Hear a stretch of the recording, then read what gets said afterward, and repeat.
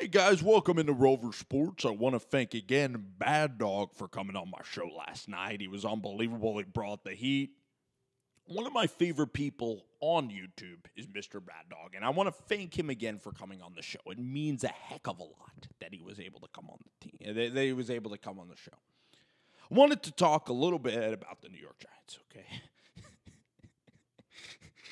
My cat was just in the room. He just got scared at that sudden change of voice. That's why it kind of caused me to smile. Anyway, 1 second. So, New York Football Giants. Let's talk about this damn team, okay? So, the thing that I want to know is for the fans that are saying that the Giants shouldn't have traded Odell Beckham, is that have you been watching this freaking football team for like 3 years?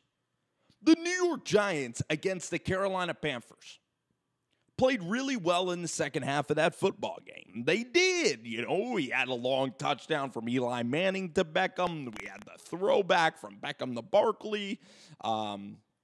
Maybe Russell Shepard had that long touchdown. Got horrible officiating calls.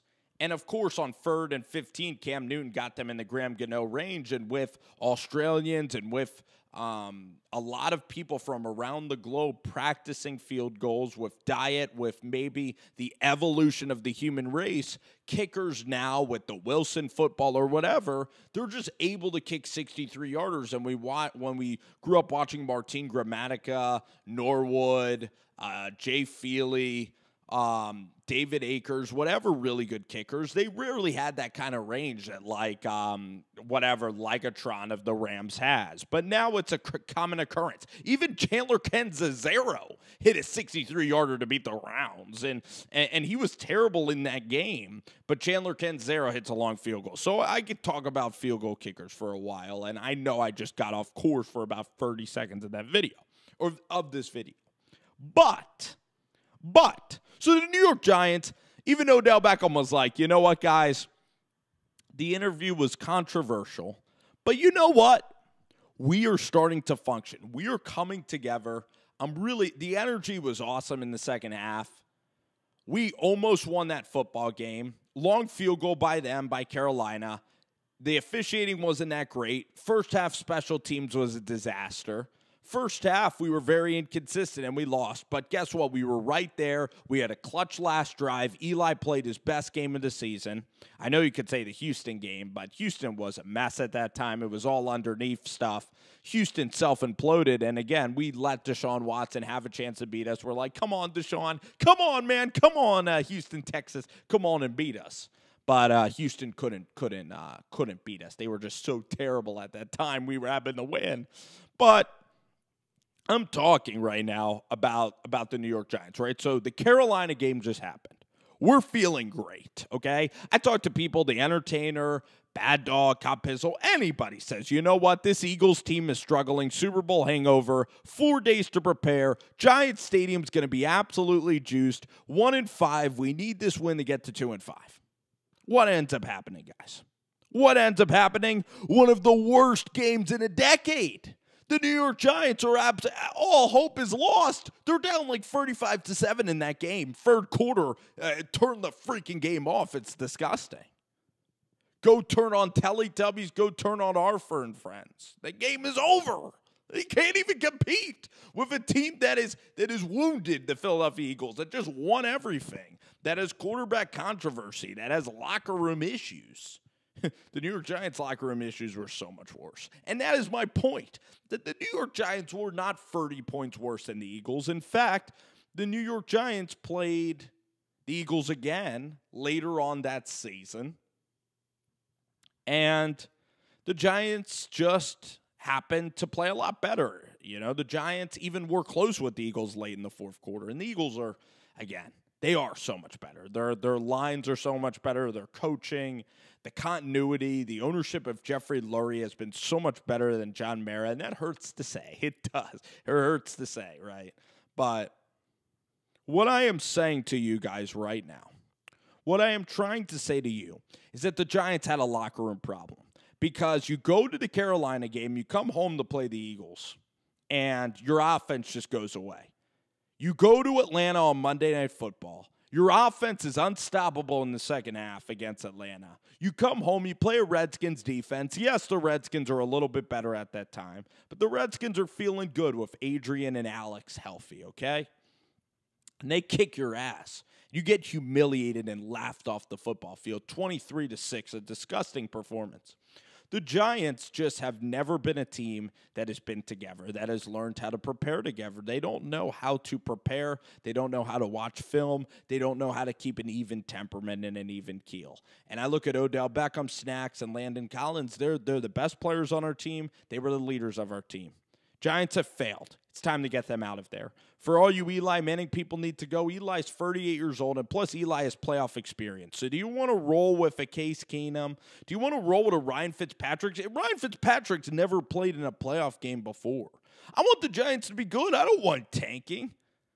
I mean, I go into every year. I go into the year optimistic. I'm really optimistic about this year. Now, if the Giants are 0-8, then maybe we'll get Tua Tagovailoa. Then, yeah, maybe we'll root for them to lose.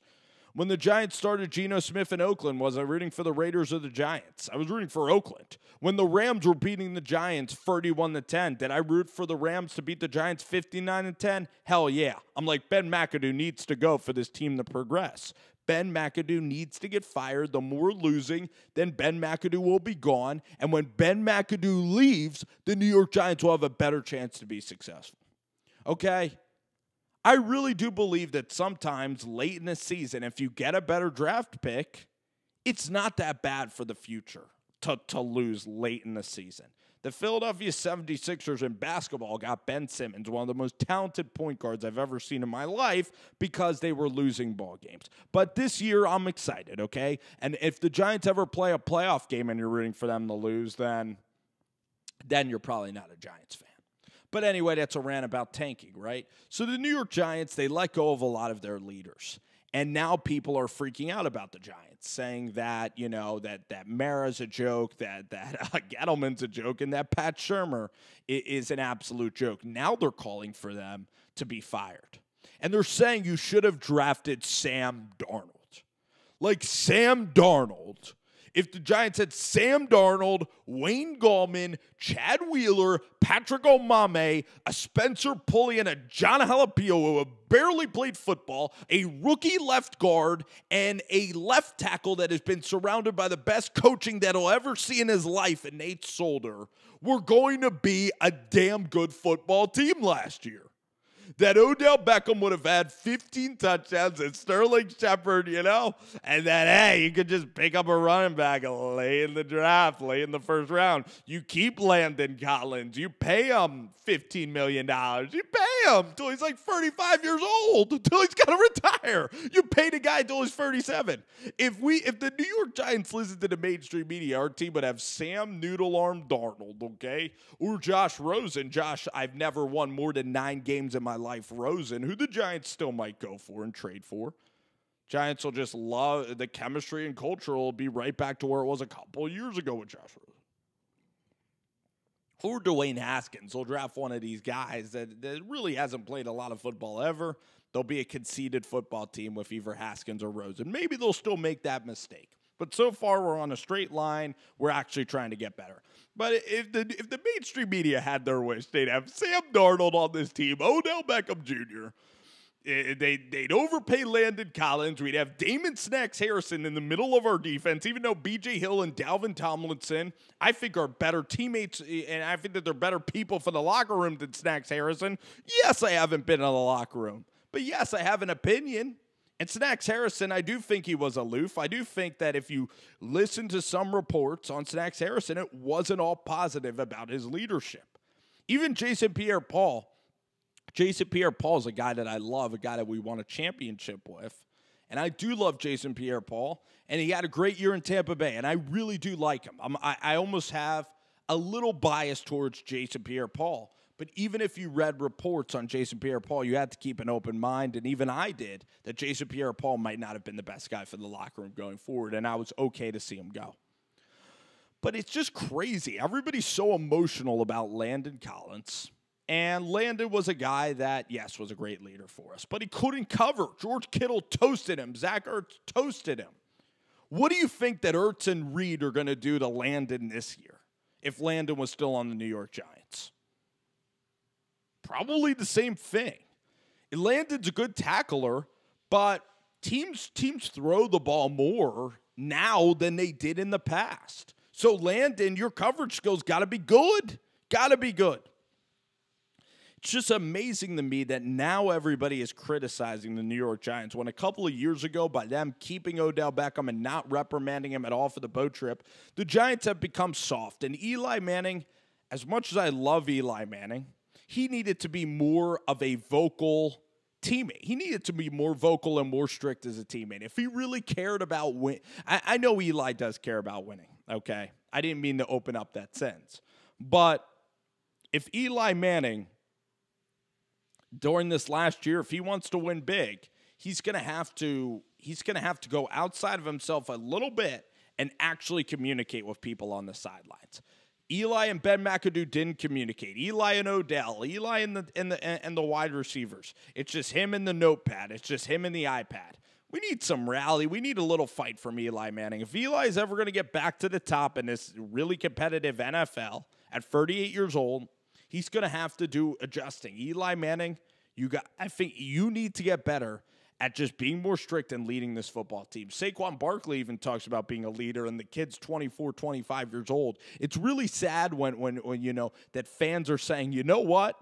Odell Beckham was a leader on this team, and Saquon, now it's your team. Now you're supposed to lead. Like the 38-year-old quarterback, like they're hauling him in a U-Haul. Come on, Eli Manning. It's time for you to be a little bit like Peyton, a little type A.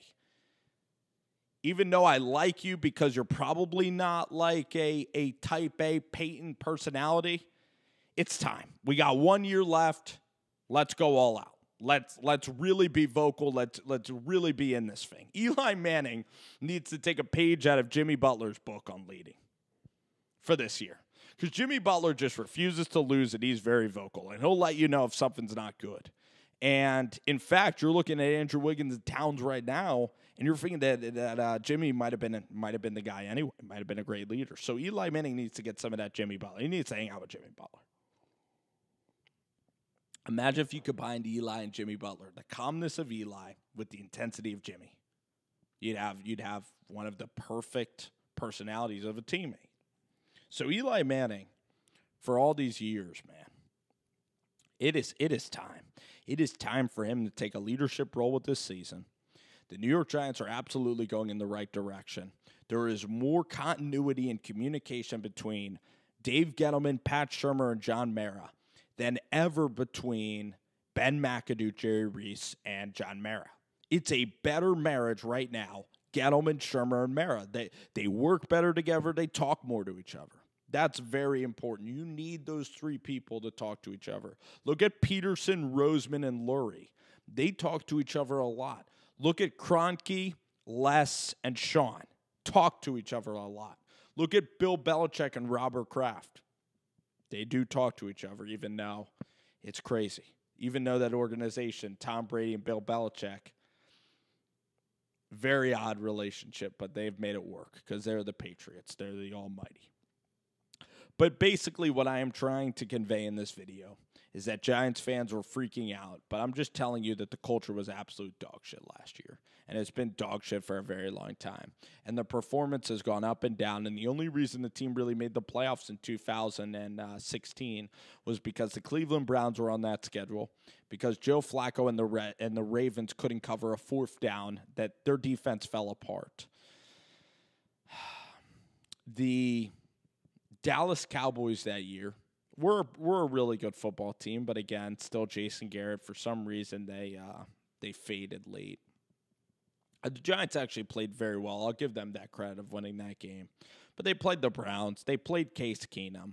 Who else did they play? They won 6 straight games. Ravens, Rams, Eagles was a good game. Cincinnati on Monday night, 21-19, barely getting by Cincinnati. Browns. So those were the teams, right, that the Giants in 2016 were better than. And then the Steelers, they actually played well up in Pittsburgh because they had an 8-game boost right to that schedule. Then they played the Lions. Then they played Kirk Cousins. Then the defense flexed their muscles right under Steve Spagnuolo. That's the New York Giants in a nutshell for the past couple of seasons, since Ben McAdoo's been on this football team. So now everybody's freaking out about Gettleman and Mara when really there's been no disciplining of this football team. Really, the mainstream media doesn't care about the Giants. They want Sam Darnold, a Wayne Gallman football team. When really you look at the Giants now, you have Eli Manning, you have Saquon Barkley, Will Hernandez, B.J. Hill, Dalvin Tomlinson. On the edge, what I really want the Giants to do is get a Devin White. You have Ogletree and Goodson and Marcus Golden. Wide receiver-wise, you have Tate, Coleman, Sterling Shepard, and Evan Ingram. Evan Ingram could possibly be a number one receiver. He's that talented at getting open. He's that freaking good. He's going to be unlocked maybe this year. He's a first-round pick for a reason. The guy is as rare of a hybrid as you'll find. He's almost unguardable. He can be a freaking beast. He needs to be utilized correctly this year. New York Giants at number 6. If they selected DK Metcalf, I don't even think I'd get that. I wouldn't really even get that mad now. Because if White, Josh Allen, Nick Bosa all go, then do you really want a Rashawn Gary who can't even get 3 sacks playing in the Big Ten? Do you really want a Montez Sweat that you don't know about his heart condition? Do you really know about Brian Burns? Do you really know about Brian Burns? Do you really think Burns is going to be a lock? Do you know anything about Burns? I mean, Burns was part of a Florida State team that was absolutely terrible. If he's that good, I mean, I love Jeffrey Simmons, but they're not going to take Simmons. DeAndre Baker is a special player, so maybe at number 6, maybe you love DeAndre Baker. Maybe that'll be appropriate. But then if you're taking a cornerback with Janoris Jenkins, you do need a number 1 receiver. DK Metcalf has freakish athletic ability. New York Giants should absolutely. I would take Mullins from Clemson, and wide receivers like DK Metcalf, they just don't exist. 6'3", 4.3 speed. You're going to have a guy, when you have your rookie quarterback in 2 years, you're going to have a guy that you're going to be able to throw the football to. And I think DK is a pretty humble guy. So, wouldn't even be the worst thing. Dave Gettleman takes best player available, right? I think it's either Devin or DK. Devin, DK, Kyler, Dalton Reisner, Cody Ford, DeAndre Baker. Those are the types of guys that I'm looking for, in the Giants draft. Daniel Jones, Isabella from Massachusetts, maybe Terrell Hanks if you don't get Devin White. Trayvon Mullen is a possibility. Safety-wise, if Trey Boston doesn't come, there's decent safeties. The kid from Mississippi State, Abrams, kind of a thumper, hard hitter. Deontay Thompson, some other guys. So, anyway, guys, it's been fun. I've enjoyed talking about the New York Giants, and hope you guys enjoyed it. Hope you guys are inspired to come up with thoughts to comment about the Giants. I love the New York Giants. I really do. And I'm happy about this organization and this team right now. I'm really proud of them for what they've done this offseason.